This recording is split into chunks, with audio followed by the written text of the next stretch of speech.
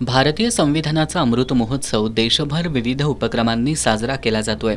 याचाच एक भाग म्हणून हातकणंगले तालुक्यातील साजणी गावातील कुमार कन्या विद्यामंदिर इथं संविधान दालन तथा अभ्यास केंद्र सुरू करण्यात आलंय. याचं उद्घाटन राजवैभव शोभा रामचंद्र, डॉक्टर अमर कांबळे, ग्रामविकास अधिकारी डॉक्टर शबाना मोकाशी, गटविकास अधिकारी जगन्नाथ पाटील, अभयकुमार राजू मगदूम, शिक्षण विस्तार अधिकारी नम्रता गुरसाळे आणि साजणी गावचे सरपंच, उपसरपंच, सदस्य यांच्या प्रमुख उपस्थितीत करण्यात आलं. यावेळी बोलताना राजवैभव शोभा रामचंद्र यांनी भारतीय संविधानाचं महत्त्व उपस्थितांना सांगितलं. संविधानामुळे आपल्याला जगण्याची दिशा मिळाली असून संविधानाची माहिती प्रत्येक घटकापर्यंत पोहोचली पाहिजे.